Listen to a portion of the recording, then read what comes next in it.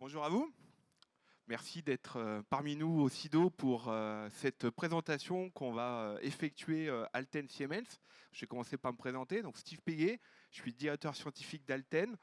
Je m'occupe justement de fédérer tous nos investissements au sein d'Alten sur les sujets d'industrie 4.0. Et j'aurai la chance de travailler sur ce sujet Cloud et Edge, choix exclusif ou coexistence avec Laurent Mismac. Je te laisse te présenter. Bonjour à toutes et à tous, je suis Laurent Mismac, je suis le directeur des services clients au sein de Siemens Digital Industries pour la partie services digitaux. Alors pour introduire le sujet, vous savez tous qu'on est dans un monde qui bouge. Donc quand on parle de Cloud et Edge, je vais essayer de vous le présenter par rapport aussi à des nouveaux vocabulaires, parce que le Cloud et Edge, c'est déjà des sujets presque anciens, on va dire qu'on est dedans derrière. Par contre, il y a quand même des sujets qu'on voit aborder autour des objets connectés. Oui, on est de plus en plus connectés, on le verra, les impacts que ça a dans l'industrie 4.0, notamment au niveau des usines. Mais l'objectif derrière, c'est pas simplement d'avoir des données captées sur le terrain, c'est bien de les associer aux opérateurs, c'est bien de les associer aux pilotes, aux managers, aux col blancs de l'entreprise, autour des process, des gens et des données, qu'elles soient présentes à différents endroits de l'entreprise. Pourquoi? Parce qu'on va travailler, et ça c'est pas nouveau, des services numériques. On est de plus en plus dans un monde connecté, connecté à la data, qui va permettre depuis sa poche à accéder à un certain nombre de services, notamment aujourd'hui très en data vise. Ces services sont de plus en plus intelligents, parce que derrière, ils vont prédire, prescrire et nous aider dans nos décisions. Ce qui va être intéressant avec justement l'avènement de l'Internet of Everything, c'est qu'on va être de plus en plus connecté à la donnée de terrain. Alors, un exemple, vous êtes tous venus au SIDO, parfois de loin, en avion par exemple. Donc vous allez utiliser un service numérique. De plus en plus, le boarding pass est numérisé, ce qui facilite vos passages, notamment au niveau de l'embarquement. Mais le sujet, quand on va passer dans les services intelligents ambiants, c'est pas tellement de vous fournir ce type de service digitalisé, c'était de vous adapter à la demande contextuelle. Un exemple, je suis en retard. Depuis ma voiture, je vais avoir un service voiturier pour récupérer la voiture de location ou à mettre à disposition un parking et pas tourner et perdre du temps. Derrière, je vais avoir un coup de fil que je n'ai pas pris en amont, parce que là, je suis prêt à payer beaucoup plus cher, parce que sinon, je vais perdre mon billet pour pouvoir embarquer à l'heure. Ça, c'est un service ambiant. On verra ce que ça peut donner dans l'industrie. Le deuxième événement, c'est qu'on était jusqu'ici, hein, la donnée, c'est l'or, pas d'IA sans données, pas de bras, pas de chocolat, hein, pour reprendre les expressions associées là-dessus. Et on était dans l'événement, il faut que je collecte toute l'information et que je la centralise et qu'on était dans le big data et de préférence dans le cloud, notamment parce que je confie la cybersécurité de ces données-là, parce que les acteurs du cloud étaient bien meilleurs que moi pour m'assurer d'ailleurs cette sécurité-là. Ça, c'était un événement qui posait un problème, déjà tout ce qui est numérique responsable. Vous savez qu'aujourd'hui, et dont on le voit, le numérique, c'est 2 fois l'aviation civile, par exemple, pour CO2, et pourtant, on n'entend pas du tout parler. Là où dans l'aviation civile, il y a des efforts énormes en la matière, notamment, vous l'avez vu dans le cadre du plan de relance, c'est conditionné à cette transition écologique. Et de l'autre côté, c'est que cette donnée, est-ce que j'ai besoin de la collecter? Est-ce que j'ai besoin de la centraliser? Est-ce que justement, j'ai pas besoin aussi de récupérer des données sur place, mais pas pour faire la même chose? Et notamment pour travailler sur de la donnée qu'on va devenir de plus en plus chaude. Et un de nos objectifs derrière dans le data mesh, c'est plus de travailler sur la donnée froide, qui était plutôt de la visualisation à destination de col blanc, pour faire les choses simples, mais de pouvoir l'actionner au plus près du terrain. Et là, on va parler de edge. Et là, on va parler justement de traitement de la donnée haute fréquence. Voilà, c'était ces éléments-là que je voulais que vous ayez bien en tête, tous ces événements-là, parce que on va pouvoir rentrer dans du concret sur le shop floor et je vous réillustrerai justement ces concepts-là pour vous dire les évolutions qu'on a aussi sur le terrain, notamment des usines. Alors, un des éléments, ce qui est important de savoir lorsqu'on rentre sur un site industriel, je pense qu'autour de nous, vous avez tous au moins des lignes de production, c'est tout d'abord, on ne va pas mettre de l'IoT pour faire plaisir de mettre de l'IoT parce qu'on va dire on est 4.0 à la fin. La première chose qu'il faut arriver à faire, et ça c'est relativement facile, c'est d'arriver à identifier les usages.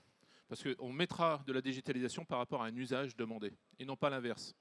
On n'est pas dans un effet de mode. Ce qui veut dire que sur une ligne de production, il peut y avoir différents types d'usages. Bon, un des usages qui aujourd'hui est un sujet relativement important, c'est la partie économie d'énergie. Comment je peux optimiser l'énergie sur une ligne de production. Ensuite, bien sûr, j'ai la réduction des risques. J'ai la disponibilité des machines, qui est un cas relativement important. Comment je peux optimiser aussi ma performance, d'être dans une, comme on le connaît dans la qualité, dans une route d'Hamming, de telle façon à pouvoir sans cesse être en amélioration continue. Mais un des enjeux que l'on va retrouver aussi, c'est l'intégration OT-IT. Donc ça, c'est peut-être l'un des plus grands enjeux, puisque aujourd'hui, il y avait le monde de l'OT, il y avait le monde de l'IT, et souvent, alors on a, pour ceux, alors là je vais vous parler d'un temps que les moins de 20 ans ne peuvent pas connaître, on parlait souvent de la pyramide SIM, et comment on peut intégrer de bout en bout, à savoir du capteur jusqu'au plus haut de l'entreprise. Donc à l'époque on parlait de l'ERP, on ne parlait pas encore du cloud, l'ensemble de ces données. Donc c'est là où effectivement on va voir que à la fois le edge et le cloud peuvent résoudre ces éléments. Et pour compléter ça, et c'est la révolution qu'on mène, et c'est, je dirais, la proposition de valeur qu'on a à Alten, c'est démultiplier les compétences. C'est-à-dire que c'est plus simplement que de la compétence digitale, ce qu'on a appelé les IT men, les DSI quand on est dans l'entreprise.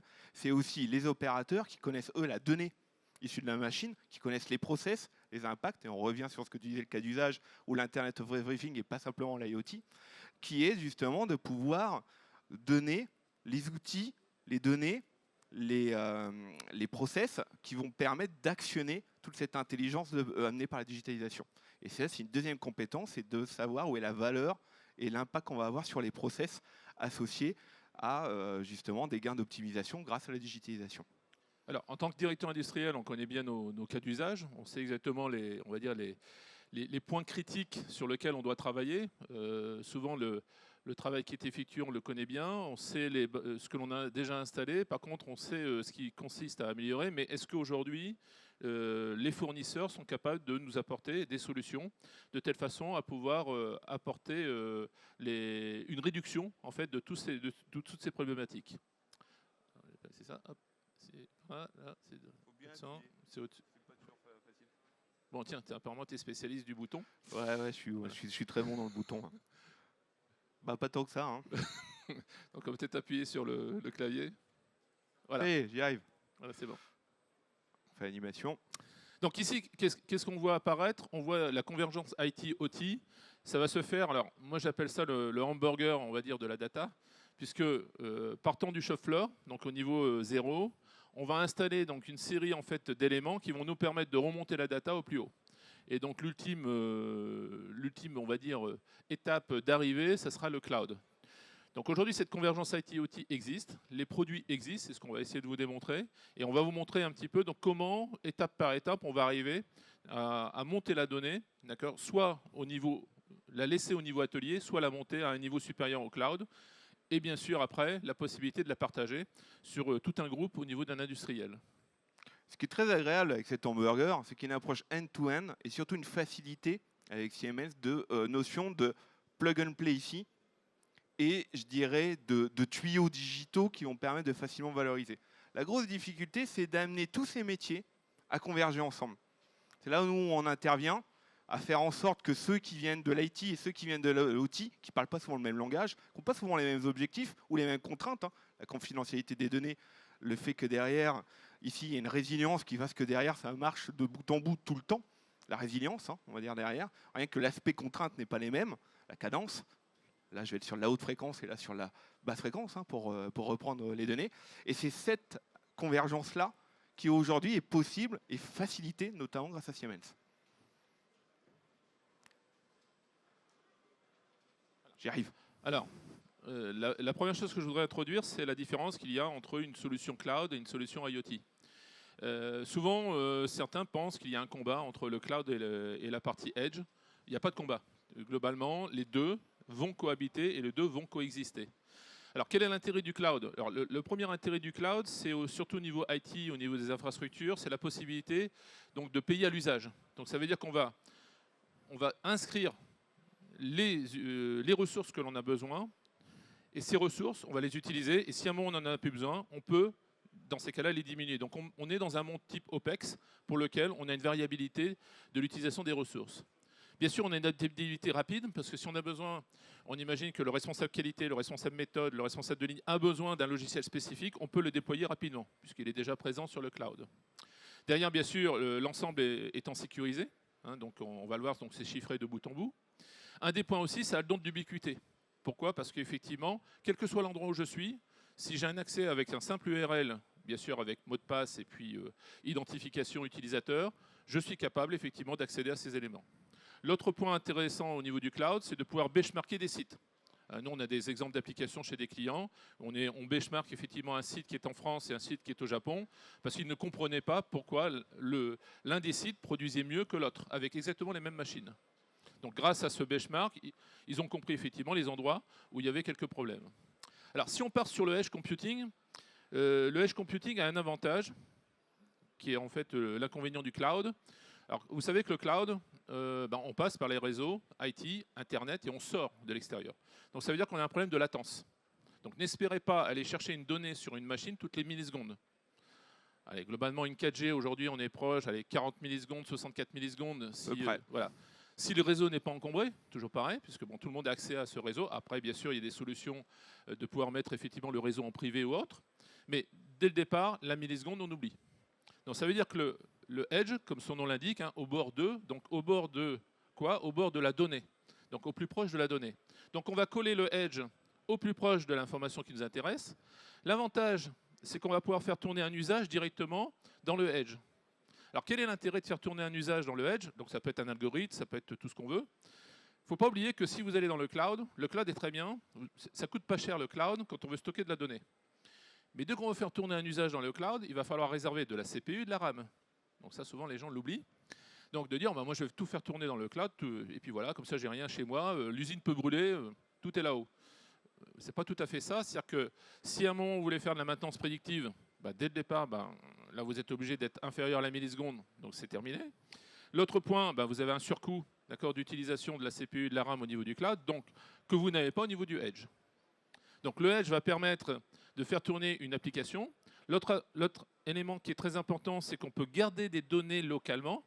Là aussi, il peut y avoir des secrets de fabrication, il peut y avoir des données confidentielles que le client n'a pas envie effectivement d'exporter. Donc le edge permet de garder et de ne pousser uniquement que les données qui l'intéressent vers le cloud qui servira d'archivage. Et pour terminer, on verra après, un peu plus loin, que l'association des deux est importante. Pourquoi? Parce que le cloud va permettre en fait d'administrer le mode de fonctionnement du edge. C'est ce qu'on verra après un peu plus loin. Pour compléter, hein, au début de l'introduction, je disais un monde qui bouge. Quand il bouge, souvent, il démarre par s'opposer. On a opposé le cloud au edge, on a opposé la DSI à la direction technique, on a opposé, je dirais, l'OT à l'IT. Aujourd'hui, on est plutôt dans un monde qui converge. Aujourd'hui, la plus grande difficulté n'est plus technologique dans cette convergence-là, elle est d'abord organisationnelle. D'où l'intérêt de faire en sorte que les équipes travaillent entre elles. Et là où c'est intéressant, c'est pas seulement sur la donnée, c'est sur la valeur. La valeur, elle est portée là, hein, sur beaucoup des données derrière, qui est ce qu'on appelle l'économie réelle. C'est pas toujours dans l'économie digitale, surtout quand on est sur l'outil de fabrication, où là, il y a une réelle valeur. Contrairement dans l'entreprise, quand on va travailler sur le sales ou la réduction des coûts, notamment vis-à-vis de la supply chain. Donc on voit bien qu'il y a une convergence. Il va y avoir des valorisations de cette même donnée différente, et on va surtout la traiter différemment dans le cloud que dans le edge. Et on va bien contrôler justement ces tuyaux, alors que ce soit de la 4G, de la fibre. Hein. Nous, on a fait les calculs. Hein. Aujourd'hui, pour ceux qui ont la fibre, hein, parce que souvent, c'est quand même pas en ville qu'on a les usines, donc il faut tirer la fibre noire. Et nous, c'est simple. Hein. On a pu voir pour les usages de l'industrie 4.0, là où il y a une fibre depuis pas longtemps, sur certains sites, il faut en mettre 10. Si on veut digitaliser et remonter toute l'information de l'usine. Autrement dire, de toute manière, c'est impossible. Donc si on veut traiter les enjeux de terrain, il faut aller vers le edge. Et par contre, profiter justement de ce traitement-là pour remonter l'information réellement utile à l'entreprise ou aux autres usines.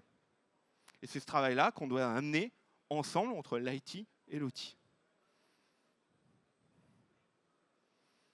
Alors pour ça, on va revenir sur notre fameux hamburger, puisqu'on va pouvoir mettre sur différentes couches les différentes solutions. Sachant qu'on voit, donc on est au niveau du shop floor, donc au niveau donc de l'atelier, on peut remonter sur ce qu'on appelle aujourd'hui l'industrial edge. Alors l'industrial edge, c'est pas une nouveauté, hein, quand vous êtes, pour ceux qui connaissent aussi le SCADA, un superviseur, c'est déjà une sorte de edge. hein. La seule différence, c'est que là maintenant, les notions de edge computing vont pouvoir se loger directement dans des variateurs, directement dans des automates, directement dans des PC, donc dans une multitude en fait, d'équipements, de telle façon à apporter un service complémentaire.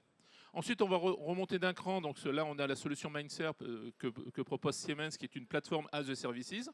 On verra un petit peu plus loin ses caractéristiques. Et pour terminer, si on doit mettre en place des applications, on a la possibilité aujourd'hui d'avoir des logiciels low-code qui nous évitent effectivement de la programmation et qui viennent créer des applications sur mesure qui viendront se loger à la fois sur le cloud et à la fois sur le edge. C'est-à-dire qu'aujourd'hui, chez nous, on développe des applications qui sont totalement identiques avec deux cibles différentes. Ce qui permet aux clients d'avoir l'expérience utilisateur identique qu'il soit dans le cloud que dans le edge. Et nous, l'avantage justement de ce hamburger, de ces multicouches-là, on le voit, nous, on est des ingénieurs, qu'on aime bien les questions du comment. Et on s'en est posé beaucoup, on a passé beaucoup de temps sur le comment. L'avantage avec Siemens, c'est qu'on n'a plus besoin. Ici, on va avoir de plus en plus de plug and play déjà présents chez nos clients. Donc l'avantage, c'est qu'on fait du rétrofit, je veux dire, derrière, on sait beaucoup plus facilement digitaliser, je dirais, justement du réel. Là où avant, c'était toujours compliqué, des problèmes de standards, des problèmes de sécurité, etc. Aujourd'hui, ces problèmes-là, je dirais, avec Siemens, ça a été complètement résolu. L'approche low-code, pareil, on n'a plus besoin d'avoir les développeurs avec les contraintes de maintenance, de redéploiement de bout en bout pour que la mise à jour soit suivie du terrain jusqu'à l'entreprise. Tout ça s'automatise et on peut se concentrer en fait sur l'impact, les process, la digitalisation, la conduite du changement et la valeur. Et c'est là où notre métier aussi se transforme. On n'est plus dans le comment, mais sur le quoi, le pourquoi et la finalité de ce qui est apporté par les nouvelles technologies Siemens. Décidément, c'est compliqué. Voilà, on y est. Alors, c'est bien d'avoir des apps, parce que souvent on vient vous vendre une apps, dire voilà, l'app ça le fait du predictive maintenance, ça va vous faire effectivement de la qualité, etc. Mais l'enjeu le plus important, et nous on le voit, c'est la connectivité machine. Pourquoi ? Et ça, on l'oublie souvent. Donc, beaucoup d'industriels ont lancé des POC avec des éditeurs qui arrivaient en disant voilà, super, les tableaux, les KPI, les dashboards, ils vous montraient, vous en mettez plein la vue. Et au moment, effectivement, il faut déployer, là, il y a un blocage parce qu'on ne sait pas aller chercher les données. Alors, pourquoi on ne sait pas aller chercher les données ? Ce qu'il faut savoir, c'est que l'industrie française, vous avez donc des machines qui ont à peu près, alors au dernier recensement, c'était 17 ans d'âge, mais on est monté quand même, il y a quelques années, à 25 ans d'âge. Donc ça veut dire que si je prends, mettons, un produit de chez nous, une scie numérique, donc une commande numérique qui permet donc de faire de l'usinage, dans un même atelier, je vais avoir des machines qui ont 20 ans et des machines qui ont peut-être 6 mois, qui est le dernier centre d'usinage qui a été rentré. Au niveau de cette machine, on va se retrouver d'une part avec un protocole qui a 20 ans et un protocole qui a 6 mois. C'est totalement différent aujourd'hui. On a évolué, les protocoles ont évolué, les systèmes de connexion, pareil, et surtout les données qui sont à l'intérieur. Je ne vais pas chercher les mêmes nombres de données sur une machine qui a 6 mois qu'une machine qui a 20 ans. Donc la première chose qu'il faut arriver à faire avant de commencer à se lancer là-dedans, c'est ce qu'on appelle un audit de connectivité et un audit d'obsolescence, de telle façon à identifier quelles sont les données que je peux récupérer et est-ce que je peux atteindre mes objectifs. Donc on peut arriver avec tout le matériel que l'on veut. Si on n'a pas fait ça au préalable, on est sûr de ne pas atteindre les objectifs. Donc on le voit, l'existence des machines, les problèmes de protocole. Et ensuite, bien sûr, on se retrouve avec souvent des logiciels différents. Parce que bon, il y a le responsable de la qualité, il y a le responsable des méthodes, chacun a ses logiciels et chacun veut retrouver son environnement. Donc comment on intègre tout ça ? Et le dernier point, qui est peut-être un des points aussi qui est relativement important, c'est le besoin des utilisateurs. Exactement. L'avantage avec Siemens, c'est que la partie que je vous expliquais au départ, IoT, elle est réglée. Je ne dis pas qu'il n'y a pas du travail, il y a du tuning, ça ne va pas être la même chose en fonction du rétrofit et du niveau d'obsolescence quelque part d'une partie de vos automates. Par contre, ce qui va être clé, c'est qu'une fois que j'ai cette donnée, c'est pour qui, pourquoi. Et surtout, une fois que j'ai une intelligence autour de cette donnée-là, pour qu'il y ait un gain, il faut pouvoir actionner. Aujourd'hui, celui qui actionne et qui prend la décision de l'action, elle reste humaine. Et c'est important qu'elle le reste. Parce que souvent, quand on est dans l'automatisme, on est dans un mode nominal. Mais on sait tous que dans les designs, c'est jamais en mode nominal. Des crises, il y en a tout le temps. Voulu ou pas voulu. Pas forcément d'ailleurs des problèmes de machine. Parfois, c'est des problèmes d'approvisionnement. Parfois, c'est des crises. Parfois, c'est d'autres problèmes, le Covid, qui sont complètement extérieurs. Il faut réadapter tout ça le plus rapidement possible. Et l'objectif, c'est justement, c'est que les humains aient les informations pour pouvoir être flexibles, agiles dans la prise de décision, pour éliminer tous ces problèmes de crise, quelque part, et de permettre de réadapter son outil de production en fonction du contexte du moment. Et ça, c'est toute une réflexion qu'on a sur l'Internet of Everything qui va permettre de monter à la valeur, pas forcément que de l'entreprise, d'abord pour servir les gens qui sont dans l'usine et qui l'opèrent. Alors, la solution, comme on l'a dit, donc le edge computing, qu'est-ce qu'il va apporter? Donc, il va fournir effectivement des données décentralisées et locales, c'est ça l'avantage.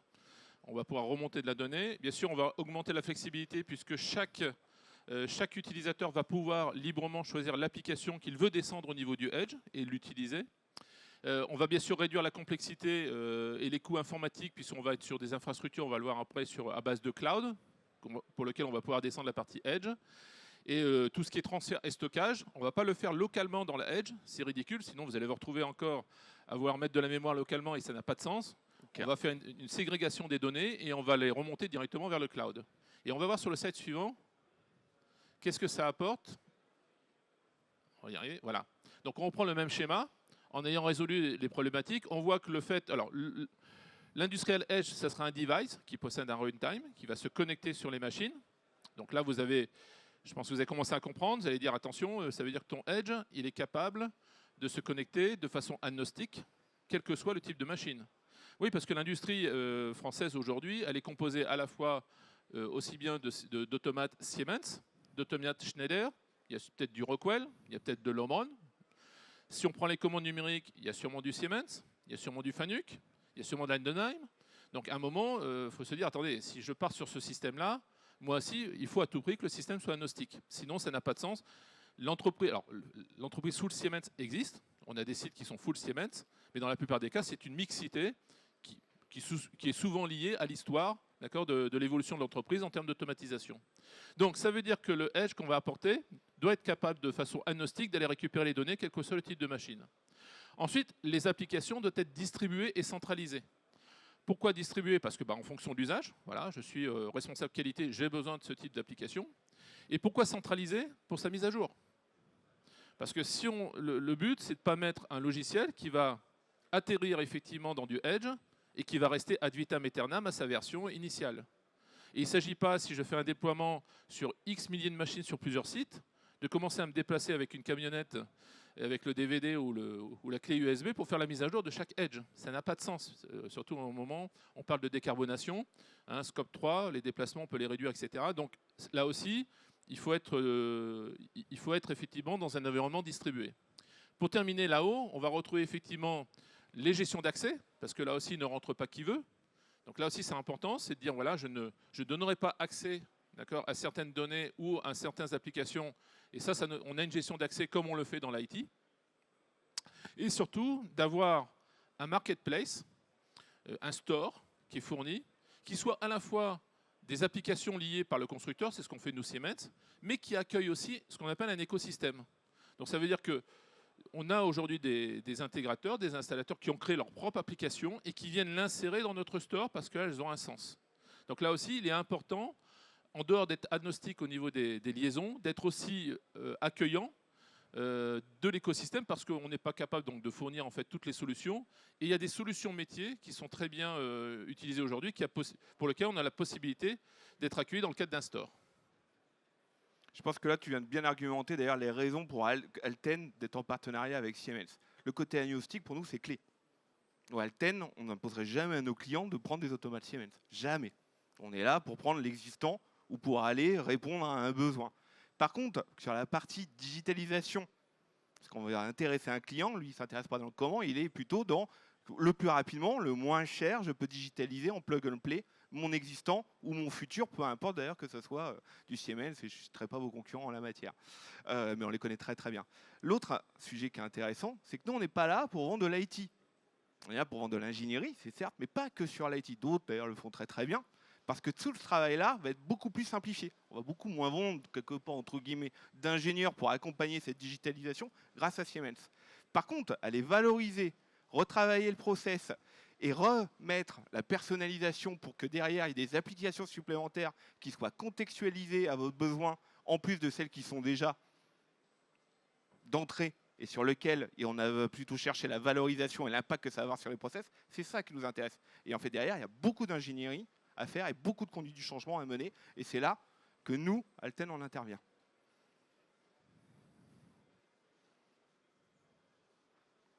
J'y arrive. Donc, alors, autre point qui est relativement important, dans la mesure où on va commencer à mettre des systèmes à base de edge, on va s'intégrer à l'automatisation, il faut que l'ensemble puisse s'intégrer sur la partie IT. Donc si on a... Il faut tourner la page. Voilà. Je cherche l'animation. Voilà. Et puis, bon, je pense qu'il faudrait appuyer là-bas. C'est pas du Siemens, ça. C'est du Logitech. Il faut appuyer sur... Voilà, voilà, c'est bon, c'est bon. Non, revenez. Je reviens. Voilà. Donc effectivement, l'intégration doit se faire naturellement. Donc ça veut dire que le Edge doit supporter, donc être sur une infrastructure, comme on dit, agnostique, doit supporter des contrôleurs tiers, donc pas forcément celui qui le fournit, et doit surtout s'intégrer à une infrastructure IT. Pourquoi? Parce qu'on a dit tout à l'heure que les applications seraient décentralisées et managées. Donc indirectement, à un moment, on va sortir de l'atelier et on va devoir les manager. Alors comment on va faire? Il suffit de passer sur le slide suivant. Voilà. On a en fait 3 couches. Voilà, il faudra se mettre d'accord. Voilà. Donc on a le couche hardware. Donc le hardware, ça veut dire quoi? Ça veut dire que derrière, on va mettre du edge. Et aujourd'hui, le edge, alors avant le edge, c'était simplement un PC industriel pour lequel on mettait un applicatif. Maintenant, le edge, ça peut être aussi bien donc un automate, ça peut être une interface homme-machine qui est transformée en edge de façon native. Aujourd'hui, c'est ce qu'on vend par défaut. Ça peut être bien sûr après donc, des PC industriels qui sont certifiés, ou à l'intérieur, on va mettre l'application edge, où on va faire descendre l'application edge. Ensuite, on va sélectionner les applications locales qui sera exécuté par l'utilisateur, donc le responsable maintenance, le responsable qualité et autres. Et là-haut, on a besoin de ce qu'on appelle l'industriel Edge Hub, qui sera géré, donc là, est géré par celui qui fournit cette solution, notamment ici Siemens, qui va mettre à disposition du client l'ensemble des applications du marché qui l'intéressent. Donc à la fois les applications qui ont été développées par le constructeur, donc Siemens, et à la fois les applications tiers qui auraient été développées dans le cadre de son écosystème. Donc on retrouvera toujours la même chose. Donc du coup, on voit implicitement que le lien vers le cloud est important, puisque derrière, on va être capable d'administrer, quel que soit l'endroit où on se situe dans le monde. Ça, c'est important. Hein. C'est les usages que vous avez chez vous. Votre box à domicile, ça marche, elle est tout le temps à jour. C'est pareil maintenant pour les usines. Et c'est le même métier. On l'avait fait pour les opérateurs à l'époque, hein, de mettre à jour ses box, ses services, alors plutôt médias hein, derrière. C'est exactement le même principe. Et c'est bien un monde de convergence. On voit que justement, ce qui fonctionnait, on le réadapte pour un contexte certes beaucoup plus complexe, parce qu'il y a beaucoup plus d'IoT, mais vous l'avez aussi dans votre maison. Hein. Elle fait l'alarme, elle fait toute cette partie-là. Donc c'est aussi des systèmes critiques, hein, quelque part, qu'on va retrouver justement par ces bonnes pratiques. On retrouve la même chose si vous avez une voiture Tesla. Tous les matins, elle est mise à jour. Donc ça veut dire qu'à l'intérieur, il y a une solution Edge, donc il y a un ordinateur qui s'occupe de ça. Et là-haut, d'accord, il vous envoie automatiquement les mises à jour. Mais les mises à jour prennent en compte aussi l'application locale, c'est-à-dire que si vous avez pris certaines options au sein de la Tesla, vous continuerez à avoir vos options et les usages, parce que vous payez. Si à un moment vous ne payez plus, automatiquement, on vous les élimine lors de la prochaine mise à jour. Donc on est toujours dans le même schéma. Par contre là, on est vraiment lié à l'industrie. Et ça fonctionne, et c'est normal maintenant de l'avoir dans ses usines. Alors très rapidement, c'est normal de l'avoir dans sa poche quand on est opérateur. Alors très rapidement, donc quels sont les différents devices? Donc, dès que j'y arrive. Donc là, c'est une photo qu'on avait lors du Global Industry. Hein. On va retrouver donc à la fois des contrôleurs, des PC, des micro-PC. Ce que vous avez en deux là, c'est un PC qui n'est pas plus gros qu'une boîte d'allumettes. Donc on est capable aussi de miniaturiser. Bien sûr, c'est industriel. Hein, ça va directement dans l'industrie. On a aussi des drives. Donc aujourd'hui, on est capable effectivement de mettre du Edge directement dans un drive, donc dans un variateur de vitesse, d'accord, qui va s'occuper aussi. Donc on voit que le Edge, de plus en plus, d'accord, va permettre effectivement, va être installé dans différents systèmes et on pourra faire la liaison facilement. On peut passer. Alors, on va vous montrer justement un petit film parce que plutôt que faire une démo à partir d'un PC, la loi de Murphy, vous connaissez, hein, à chaque fois ça plante. Donc là, on voit ici, d'accord, comment on met en œuvre du Edge. Donc la première chose que l'on va faire, bien sûr, on va s'identifier. Alors, surtout si on est administrateur. La deuxième chose, là vous voyez apparaître, c'est tous les Edge qui ont été installés. Donc ça montre que globalement on a une vue d'ensemble, on est capable donc de connaître effectivement l'état, la mémoire, les CPU. On peut bien sûr à distance, voilà, on sélectionne, là on a Détroit, Shanghai et Wolfsburg. On est sur 3 sites différents, on est pratiquement sur 3 continents. Et là on va vérifier que les Edge sont mis à jour. Donc on va pouvoir faire sa mise à jour. D'ailleurs dans le catalogue, on va aller chercher les applications qui nous intéressent. Voilà, on imagine que le responsable donc, de la qualité a besoin donc, de cette application qui va permettre de faire du dashboard. Donc on va l'installer sur le site de Détroit et ça se fait automatiquement. C'est ça l'administration du Edge. Et ensuite, si on a besoin par exemple, d'une application simple à base de Python, vous voyez, on n'est pas obligé d'acheter un soft, on peut très bien avoir un applicatif sur lequel on va développer. Eh bien, on va installer effectivement cette application directement à distance, en gérant bien sûr les versions, éventuellement faire les corrections si nécessaire.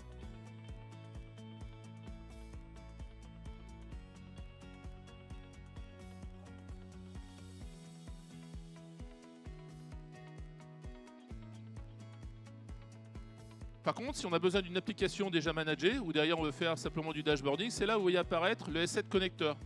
On a pris par exemple le S7 Connector, où dedans, à partir d'un 1500, pour ceux qui connaissent, bon là on va mettre en place l'OPC-UA. Donc on n'a même pas pris le protocole S7, hein, on a dit on va travailler en OPC-UA. Et à partir de là, donc on vient chercher l'application qui nous intéresse, on fait la liaison avec les variables, on peut rajouter un dashboard comme on veut.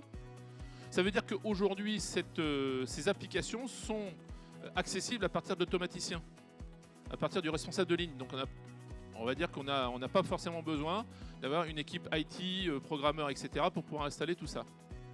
Derrière, vous voyez, c'est comme si on faisait un superviseur. C'est pour ça que je vous ai dit, le SCADA, on n'a pratiquement rien inventé. Hein.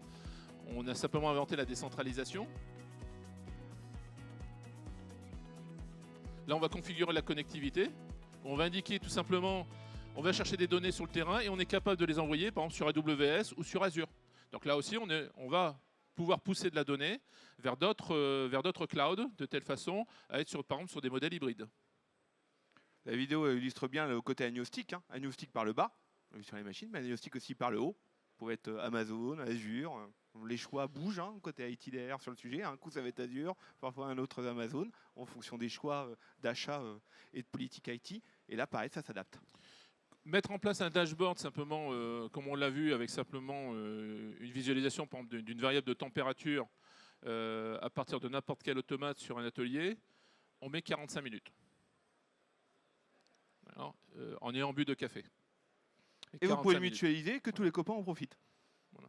En plus. La seule difficulté que j'ai eue de pouvoir connecter en 45 minutes, ça a toujours été le passage des firewalls IT pour pouvoir sortir et aller chercher le cloud. Toute la politique DMZ dans les usines, il faut bien donc là, il faut bien synchroniser avec le DSI, le RSSI, etc. Parce qu'effectivement, à un moment, il va falloir sortir. Donc il va falloir aussi avoir les autorisations liées à l'entreprise. Mais sinon, si je mets un routeur 4G directement au pied de la machine avec le Edge, bah là, c'est l'autoroute directe et vous êtes capable d'accéder au cloud et de faire votre configuration. C'est ce qu'on fait dans les expérimentations. Ouais. Et c'est ce qu'on fait dans l'époque, ou c'est ce qu'on fait aussi lorsque le client n'a pas envie tout de suite d'ouvrir son réseau, hein, parce qu'il doit faire une étude de sécurité, ce qui est tout à fait logique. Et dans ces cas-là, on passe effectivement en 4G de telle façon à montrer que ça fonctionne. L'avantage aussi, c'est quand l'expérimentation, on l'enlève, on enlève le routeur et c'est plus facile, parce que généralement, une expérimentation, c'est sur un temps donné. Et on fait les édits de sécurité, parce que ce qu'on veut aussi dans le POC, c'est passer en phase pilote. Et là, derrière, tout était dans le process, et on sait la valeur et l'intérêt de le faire, plutôt que de le faire en amont, et alors qu'en sachant que peut-être on n'aboutira pas, si on n'a pas la valeur, à un déploiement plus rapide.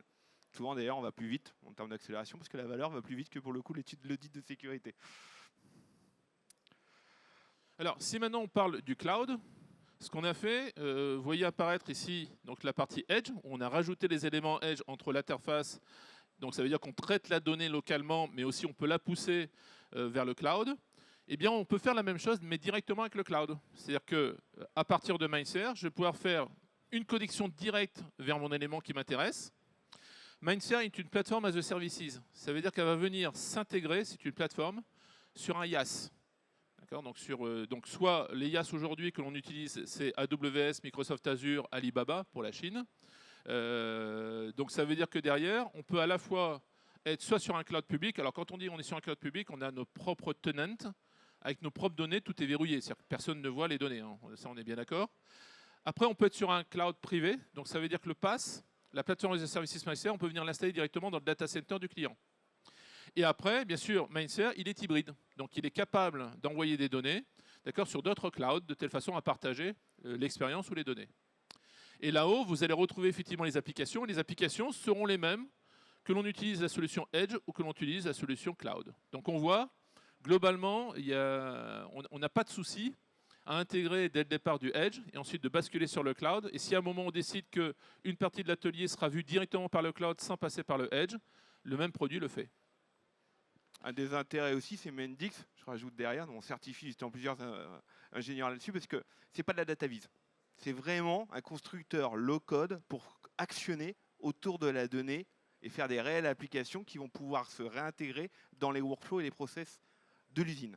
Et ça, c'est intéressant parce que derrière, on low-code pour pouvoir développer des applications, on va beaucoup plus vite sur le terrain et on va beaucoup réadapter pour que justement les process qui évoluent aussi dans le temps permettent de ne pas réimpacter la maintenance de ces applications-là pour que derrière, vous puissiez toujours avoir la flexibilité de vos process par rapport à l'IT. Et ça, c'est important. Je rajoute sur cet élément. Alors bien sûr, on remarque que globalement on retrouve nos 3 couches. Donc la connectivité, aujourd'hui par défaut les connecteurs, ce sont tous les connecteurs utilisés dans l'industrie. Donc ça veut dire que vous allez retrouver donc Modbus RTU, Modbus TCP/IP, vous allez retrouver Ethernet IP, vous allez retrouver Profinet IO, Profibus, Simatic E7, puisque bon, on est quand même Siemens, OPC-UA qui devient de plus en plus le standard, d'accord, au niveau donc, de l'atelier. Simotion, on est sur du drive, donc on est capable effectivement d'aller sur du drive, mais aussi on peut, parce qu'une entreprise, c'est aussi une base de bureau. Donc si la partie building bureau est connectée en KNX, en BACnet, donc sur des réseaux plutôt liés au bâtiment pour faire de la GTC, GTB, ce même produit est capable de se connecter directement sur du BACnet et du KNX. Il suffira simplement de mettre le connecteur KNX et BACnet. Terminé. Donc vous voyez, on est industriel à la fois, mais aussi on peut aller chercher l'information directement sur le bâtiment. Et ensuite là-haut, vous allez retrouver la plupart en fait, des apps qui sont aujourd'hui utilisés le plus couramment. Et derrière, on va retrouver aussi des apps, on va dire des apps métiers, notamment liées à l'entraînement ou liées à la machine-outil, qui sont vraiment des applications très spécifiques qui permettent à une industrie utilisant énormément de commandes numériques de pouvoir avoir soit de l'analyse prédictive sur les drives, soit de l'analyse prédictive sur les commandes numériques. Très belle transition pour faire un rétexte qu'on a pu faire ensemble. J'y arrive pas, je suis désolé. Donc au niveau des apps, en fait les apps sont plutôt orientées usage. Donc on ne vend pas une application, dès le départ, il faut qu'il y ait un usage. Donc on a des usages type énergie, on va avoir des usages type disponibilité machine, pour connaître effectivement, est-ce que demain je dois investir une machine supplémentaire, ou est-ce qu'en analysant effectivement tout le fonctionnement et la disponibilité de mes machines, je suis capable de dire, aujourd'hui j'ai un mauvais rendement, il faut que j'optimise effectivement mon atelier. Donc ça je peux le voir directement avec la partie OE. J'ai la possibilité de faire en automatique aussi des inventories de matériel, c'est-à-dire qu'en fait, on a des applications qui permettent de surveiller l'obsolescence des produits. Donc ça, c'est important, parce que si vous avez des machines pour lesquelles vous disposez en fait d'équipements dont les cartes sont déjà en obsolescence avérée, le jour où elles tomberont en panne, vous allez appeler le constructeur, on va lui dire « mais non, mais c'est plus commercialisé depuis 2005 ». Et ça, vous ne le savez pas, parce que derrière, votre machine ne vous a jamais posé de problème, et vous n'en avez pas en stock. Donc là aussi, on a aujourd'hui des systèmes de ce type-là. Et ensuite, on va aussi retrouver des systèmes plutôt orientés interface homme-machine un peu plus évolués, puisqu'on va retrouver des notifieurs qui vont vous indiquer effectivement qu'il y a un défaut sur la machine, une sorte de pager qu'on va retrouver, type SMS ou autre. Mais aussi, on intègre de plus en plus du SAM, c'est-à-dire que c'est l'équivalent du Siri, que vous avez sur votre iPhone, où derrière, vous allez parler à la machine, et elle va vous dire effectivement les problèmes qu'elle possède. Donc on a un petit peu de l'IA mélangé là-dedans. Et ça, c'est tout l'avantage et l'inconvénient du sujet. Pourquoi? Parce qu'en fait, au milieu, vous avez l'investissement. Vous avez vu, il est fortement réduit et simplifié derrière. L'inconvénient derrière, et c'est là où nous on a un travail, c'est l'approche héroïste. C'est que derrière, vous prenez chacun des sujets, ce n'est pas les mêmes BU au sein de nos clients. Alors aujourd'hui, forcément, ce sujet-là tire le ROI. Beaucoup de nos clients viennent vers nous et c'est le premier sujet du moment sur le sujet, mais il y a eu d'autres moments, je vous en présenterai d'autres où c'en était d'autres. Et ce qui est intéressant, en fait, et souvent dans les démarches qu'on a, c'est de trouver le sujet du moment qui va apporter le ROI. Parce qu'en fait, souvent, parfois, un sujet peut apporter le ROI de l'ensemble, et derrière, les autres vont venir en plus s'ajouter. Et la grosse difficulté, quand je vous parlais dans la convergence, c'est comment, justement, l'usine, l'entreprise s'accapare la démarche héroïste autour de toutes ces applications qui vont concerner un certain nombre de silos, de BU au sein de l'entreprise. Que ça soit vrai dans l'entreprise, c'est vrai aussi dans l'usine, la qualité, la prod, et j'en passe et des meilleurs, la ligne, la gamme produit et la supply chain en plus associée, interne, externe, je ne vous parle pas derrière. Là, l'avantage, c'est qu'on va mettre tout le monde d'accord, parce qu'on va mettre derrière tout le monde autour d'une donnée dans l'intérêt de l'entreprise. Et du coup, après le ROI, une fois qu'il est capitalisé, bah en fait, ça va vite. D'où l'expérimentation souvent pour mettre d'accord en fait l'ensemble des acteurs autour d'une approche ROI apportée par la valeur de ces nouvelles technologies. Un exemple qu'on a pu traiter ensemble, oui, ça marche. Ça, c'est un cas qu'on a eu avec un grand acteur dans l'aéronautique, français, donc on n'a pas 36, vous avez vite deviné derrière. Un des sujets qu'on avait et qu'on avait travaillé, c'est on l'avait travaillé à partir du cloud, justement pour bien illustrer. On travaillait donc sur le big data de l'entreprise qui collectait tout l'ensemble de l'information justement de consommation des usines, des outils coupants. Et on avait pu voir que sur certaines usines, dans certains procédés, ou même dans l'usine, la consommation et les bonnes pratiques n'étaient pas les mêmes. Du coup, les coûts associés aux outils coupants n'étaient pas les mêmes. Donc ça, c'est déjà intéressant. Et ça, on le voit avec le cloud. Parce que là, on a eu beaucoup l'avantage avec le cloud, c'est qu'on a une approche coût, valeur euro, directement venue du cloud. Par contre, si on constate quelque chose, on ne savait pas pourquoi et comment on l'améliorer. Ça ne sert pas à grand-chose de détecter quelque chose sur lequel on ne peut rien actionner. Du coup, avec Siemens, on a travaillé notamment à remonter de l'information, qui dit outil coupant, c'était plus le nombre de trous, mais par la puissance électrique de déterminer les centimètres percés en fonction de la matière. Là, on a vu le pourquoi. Pourquoi tel endroit, telle bonne pratique, telle matière, tels outils, tel fournisseur était plus performant que l'autre. Et ça, c'était intéressant parce que déjà, on avait des leviers d'optimisation, notamment dans le cadre de la maintenance, sur les outils pour pouvoir augmenter un certain nombre de durées de vie. Mais ce n'était pas suffisant parce que ce qu'on voulait détecter, c'était le raffûtage. Parce qu'à un moment donné, et là, on n'est plus dans le tuyau sur la même fréquence. Donc là, on était sur de la donnée froide.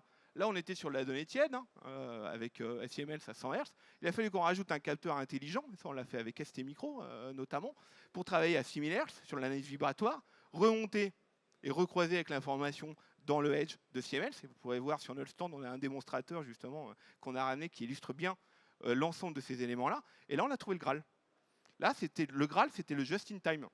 C'était quand est-ce que je réaffûte pour éviter les non-conformités. Parce que quand il faut changer une aile d'avion, le coût que vous avez économisé derrière, c'est pas les mêmes. Et derrière, on a augmenté entre 20 et 30% les durées de vie. Quand on va sur certaines usines, pour ce client-là, c'est 30 millions d'euros par an. Quand je vous parlais de l'approche de ROI, un sujet qui est celui-là, les outils coupants, l'investissement qu'on a expliqué derrière sur la digitalisation des automates, sur créer les applications, vous l'avez. Et là, c'est beaucoup plus facile. Et après, l'avantage, c'est que vous allez en rajouter d'autres, parce que vous avez fait l'investissement, vous avez fait le plus dur, vous avez digitalisé. Après, c'est que des apps dans une approche low-code. Après, c'est que le métier qui s'accapare l'outil sur lequel on les accompagne pour trouver de la valeur. Et là, on en trouve plein. Et c'est fini. La transformation est là. Alors quand je dis ça, ça peut paraître simple, c'est beaucoup plus compliqué dans la vraie vie, je vous rassure tout de suite, mais c'est exactement le type d'approche qu'on est amené à faire chez nos clients qui s'accaparent aujourd'hui le sujet en fait. Et quelque part, la notion de cloud et edge, on n'en parle même pas. Donc là, vous voyez bien, on travaille sur l'usage, c'est-à-dire détection de l'usage. Quelle est la problématique du client? La problématique, c'est une casse d'outils, d'accord, ou éventuellement un problème de réaffûtage pas fait au bon moment. Donc, il ne faut pas oublier que dans l'industrie, que ce soit aéronautique ou automobile, on peut avoir des usages qui vont durer 6 heures. Au bout de 6 heures, si l'outil casse, on a cassé l'outil, on a cassé aussi le brut qu'on était en train d'usiner, donc 6 heures de perdu. Un brut peut coûter 10 000 euros, donc vous imaginez un peu les conséquences que ça donne à chaque fois. Donc là, on a identifié le cas d'usage de dire, voilà, il y a quelque chose à faire, notamment sur les outils coupants, parce qu'effectivement, derrière, il y a des coûts, d'accord, afférents, et qui peuvent être des gains économiques relativement importants. Vous auriez la même chose sur les données de sous-comptage au niveau de l'énergie consumption, vous aurez la même chose sur même la puissance électrique dégagée derrière, sur ici c'est pas Versailles, la plupart des machines on les laisse allumer mais comme ça ne produit pas, etc., etc., etc., ce que vous ne faites pas chez vous avec la lumière. Et donc, pareil, je ne vous parle pas de la clim, je ne vous parle pas, etc., etc. Donc des gains, des économies, une fois qu'on a la donnée, une fois qu'on se rend compte que derrière, ah bah oui, je peux le prendre en compte, ça ne me gêne pas plus, tant que derrière j'aboutis au même KPI de production qu'on est amené à suivre au quotidien, si on va prendre en compte d'autres aspects des choses. Alors, tout l'enjeu de la maintenance dit prédictive, c'est la détection en fait, des signaux faibles. Exact. C'est ça, vous voyez là. C'est ça le plus important. Exemple, vous sortez un matin, vous avez un frisson, il y a deux solutions. C'est soit vous n'êtes pas bien couvert au regard de la température qui est à l'extérieur, ou soit vous êtes en train de démarrer une grippe. Donc ça, c'est le signal faible que votre corps vous envoie et qu'il faut traiter. Donc avant, les signaux faibles, on ne les détectait pas. Maintenant, grâce à ces systèmes où on va faire de la surveillance, on va essayer de trouver le signal faible. Et partant de ce signal faible-là, c'est là où l'être humain rentre en jeu à nouveau. Tout ne va pas se résoudre avec de l'IA. L'être humain rentre en jeu, il se dit « Ok, il y a eu ça comme problème, d'accord, donc je pense que ça doit être dû à ça. » Je vais te citer un exemple très simple. Si vous avez un pétrin, normalement, on sait que le démarrage du moteur va faire 90 ampères. Donc, sans faire de l'IA, on peut même faire simplement du condition monitoring. On verrouille à 90 ampères avec une hystérésis parce qu'il peut y avoir plus ou moins quelque chose. On imagine que le moteur démarre à 110 ampères. Ben voilà, automatiquement, on a l'alerte. Pourquoi elle démarre à 110 ampères? Donc, l'information doit arriver à l'opérateur. L'opérateur, il vient sur place. Bon, il constate quoi? Que le malaxeur, il n'est pas vide. Donc, couple résistant, dans ces cas-là, on a augmenté le courant. Ou éventuellement, il était vide. Donc là, il doit se poser la question sur la chaîne cinématique complète du problème. C'est-à-dire, voilà, bon, c'est peut-être un problème de moteur, un problème de désalignement, un problème de roulement. Et là, on est dans le signal faible. On a averti. Donc, ce qui va permettre d'anticiper peut-être le week-end, d'accord, la maintenance de la machine et ne pas attendre d'avoir une casse pour pouvoir réparer. C'est une très bonne transition pour la vidéo que je vais vous montrer, qui est surtout une invitation pour venir sur notre stand pour le voir en démonstration. C'est l'avant-dernier slide, si j'arrive à le dérouler. Ah, pardon, je vais revenir avant. Donc dans cette vidéo, que j'arrive pas à lancer, vous pouvez la lancer sur la régie? Alors je vais revenir en arrière, parce que c'est des problèmes d'automatisme. Voilà. Vous verrez, donc du coup, les autres intérêts et les évolutions qu'on peut voir derrière, c'est que à partir du moment où vous accédez à la donnée en temps réel, vous allez pouvoir mettre justement l'humain au cœur de votre usine. Contrairement à l'industrie 3.0 où l'objectif c'était d'automatiser et réduire l'humain dans les usines, là l'objectif c'est plutôt faire monter en compétence l'humain pour qu'il ait de plus en plus du col blanc, en gros du col bleu, je dirais toujours au col bleu clair, justement devenir des gens qui analysent continuellement la donnée pour gérer les crises. Parce que c'est toujours l'humain qui gère les crises, et c'est jamais les automates.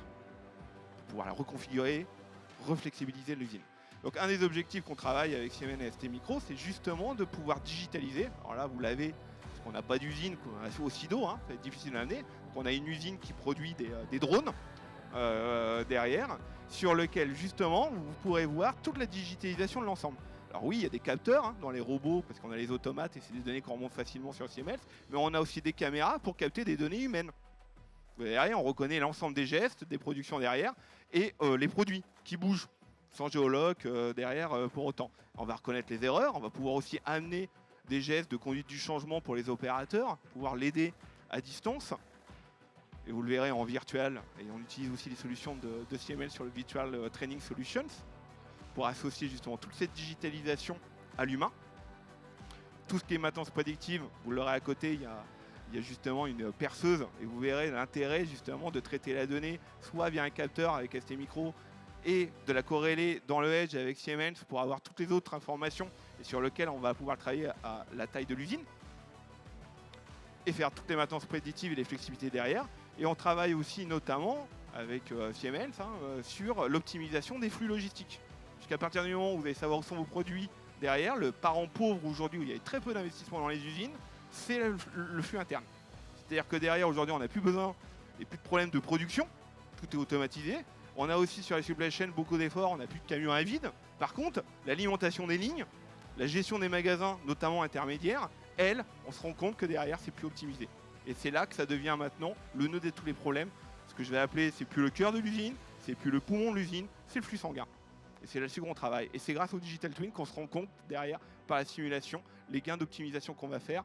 Et vous pouvez les actionner et les resuperviser derrière pour voir si les gains attendus, en prenant en compte le facteur humain, est bien abouti. Et on l'a vu avec les flottes LGV dans plusieurs usines derrière, que oui, on avait peut-être amélioré pendant le premier mois, mais que parfois, après, c'était les maladies, parce que celui qui alimentait les AGV, il y avait de la casse. L'autre point derrière, et ça sera la fin derrière sur la dernière présentation, c'est oui, la sobriété numérique. Je vous en ai parlé derrière, le développement de la 5G, de tous ces IoT, forcément, ça a un coût. Il ne faudrait pas que le remède soit pire que le mal. Donc, une des initiatives qu'on a lancées avec Siemens et Green Spector, c'est de travailler aussi à justement toute cette intelligence artificielle, la mettre au bon endroit, oui pour l'usage, oui pour la finalité, oui pour la fréquence sur laquelle on va travailler, mais aussi ça démontre que plus on traite la donnée au plus près du terrain, plus elle est sobre. Plus il y a de sobriété derrière, puisque forcément vous économisez la communication, vous économisez aussi le stockage de ces données en gigas dans le cloud derrière, et la dette que ça est en train d'occasionner, notamment pour nos enfants. Et donc on a toute une initiative à savoir comment je gère mon data mesh, comment je le stocke, comment je traite cette information. Alors on parle de CPU, mais on peut parler de FPGA, de GPU, parce que quand on est dans ce domaine-là, c'est plutôt comme ça qu'on va parler. Et comment justement on va traiter les buffers, comment on va gérer l'alimentation, l'autonomie de ces nouveaux capteurs, mais aussi pour avoir une optimisation globale. C'est le problème de l'arrosage de jardin. Vous allez peut-être certes faire de l'économie de l'eau, mais en mettant des capteurs, parfois vous allez avoir une dette en terre ou énergique, CO2, qui va être au-delà de l'eau. Et c'est typiquement sur les outils coupants, on sait le mesurer. Ça c'est facile, c'est de la fonderie, de la matière. Donc la dette terre, on sait la mesurer, elle est énorme. Par contre, la dette justement de rajout de toutes ces couches technologiques derrière, on sait la mesurer, comme ça on sait exactement le bénéfice aussi CO2 qu'on va obtenir, en plus des autres KPI type euro qu'on maîtrise avec la digitalisation des données, le croisement des données dans le cloud, justement, sur les process et les euros de l'entreprise. Voilà, c'était un petit mot de la fin. Dernier slide, peut-être. C'est pour dire merci. Pour dire merci quand même. Voilà. Merci à tous. Si vous avez peut-être des questions, on est prêt à y répondre. Je voulais savoir au niveau du stockage Edge, quelle limite vous considérez en termes de... où est-ce que vous posez la limite du stockage en termes de volume et d'historisation Edge par rapport à l'envoi cloud par la suite? Alors, c'est une bonne question, mais c'est très difficile à répondre. Sachant que comme on est sur des bases de PC industriels, on n'a pas trop de limites. Mais à un moment, il va falloir se limiter. Parce que si c'est pour refaire effectivement un data center au pied de la machine, ça n'a pas de sens. Donc là, c'est lié aux applications. Mais on n'a pas de limite, pour ainsi dire. Parce qu'aujourd'hui, on a même des solutions, ce qu'on appelle de virtualisation. Donc on est sur base serveur et on peut stocker aussi en virtualisation. Donc, mais à un moment, il faut rester dans le raisonnable. Et le raisonnable, ça sera effectivement le cas d'usage qu'on va étudier ensemble. Et c'est là où vous allez nous dire à un moment, bon, ces données-là doivent rester. Et ceux-là, il faut me les mettre là-haut parce que je vais les historiser. Je vais peut-être rentrer dans un cycle de géanalogie aussi, parce que alors, je ne sais pas dans quelle entreprise vous êtes, mais il y a des moments où on a besoin de connaître effectivement la géanalogie en fait, du produit, de la production, etc. Parce que pour des raisons réglementaires, comme la FDA, etc., on est obligé de prouver d'où vient chaque élément. Donc tous ces éléments-là ne sont pas utiles d'être dans le edge, ils doivent être directement dans le cloud. Donc là, il y a une ségrégation à faire de ce qu'on garde. Souvent, dans la plupart des cas, la plupart des applications ne dépassent pas les 2 gigas. D'accord, dans la plupart des cas. C'est largement suffisant. Après, on peut aller au-dessus, tout dépend. Pour compléter, techniquement, il n'y a pas de limite. Donc la limite qu'on se pose, et c'est pour ça qu'il faut la mesurer, c'est l'impact justement énergétique, CO2, que ça va induire, et notamment l'impact écologique, mais aussi l'impact en euros, parce que c'est un coût derrière. Donc c'est ça qu'il faut qu'on mesurer derrière. Après, si vous prenez par exemple les outils coupants, donc sur ST, on va travailler sur le buffer, donc on va avoir généralement des phases de 10 minutes. Pourquoi? Parce qu'on veut de la donnée qui permette de l'aide à la diagnostic quand je vais alerter. Dans le Edge, je vais avoir les croisements des données, et là on peut aller jusqu'à 1 mois, voire 3 mois de données d'usine complète, parce qu'on va jouer des rejeux dans les simulations, dans le digital twin, sur le sujet. Et là, c'est intéressant de pouvoir rejouer mais sur l'état. Et on va garder des agrégats pour avoir les grands derrière, pour simuler après, et surtout tester dans des benchmarks d'avant-après, notamment pour remonter dans le temps. Donc c'est plutôt les grands KPI qu'on va mesurer pour voir justement si on a bien une amélioration continue par rapport aux gros KPI derrière, même si on va peut-être perdre certaines analyses, où là on fera plutôt, si on veut les garder, des photos historisées, parce que là on va avoir besoin de travailler sur un sujet, et on va lancer d'ailleurs un arrêt de photos. Et puis surtout, après dans le cloud, on va remonter les grands agrégats. Parce que là, on va vouloir se comparer entre usines. On va vouloir se comparer aussi par rapport à d'autres indicateurs dans l'entreprise, qui est la vente, par exemple quand on veut faire de la production personnalisée, qui va être par exemple la supply chain, quand on va avoir un problème de fournisseur ou de logistique, surtout en ce moment, et que des crises, et réinjecter les flux ou réévaluer la conception d'un produit pour prendre en compte les contraintes de production, etc., etc. Et là, on va partager l'information au niveau entreprise, voire entreprise étendue, quand on est un assemblier qui doit travailler au plus proche avec les fournisseurs pour justement réadapter sa production avec ses fournisseurs et réévaluer la conception d'un sous-système sur son système global. Voilà, donc en fait, c'est très métier ce que je suis en train de dire, plutôt que technologique. Un des On ne va éléments, pas déterminer ça par rapport à un giga ou une taille, même s'il y a des contraintes techniques, le buffer, comme j'expliquais derrière, mais plutôt sur un besoin métier où on va gérer le cycle de vie de la donnée. Et c'est une des difficultés aujourd'hui qu'on rencontre en termes de convergence, qui est plutôt organisationnelle, c'est qui gouverne ça? Qui définit les règles? Ouais. Steve, juste, je pense qu'on a Je dépassé suis- le c'est- temps. ouais. La Juste un question est dernier point. intéressante, hein. Le cloud, c'est les données du passé. Oui. Voilà, c'est tout. Et les données de l'instant T sont dans le edge. D'accord. Voilà, c'est surtout ça qu'il faut bien voir aujourd'hui. D'accord. Je dis aujourd'hui parce qu'avec l'arrivée de la 5G et l'augmentation des vitesses des réseaux, etc., ça risque de changer. Mais aujourd'hui, vous partez du principe que je mets dans le cloud le passé, mais ce passé-là m'est utile parce que pour ce qu'on a dit, faire du benchmark, faire des comparatifs, etc. Quand on dit le passé, c'est ce qui s'est passé il y a 40 millisecondes. Hein. Attention, hein, on ne parle pas d'un temps que les moins de 20 ans ne peuvent pas connaître. Si bien ça n'existait pas. Et pour répondre à votre question, c'est le futur. C'est justement, je vais traiter la donnée froide ou de la donnée chaude pour prédire l'avenir d'une manière différente pour prendre les bonnes décisions. Merci à tous.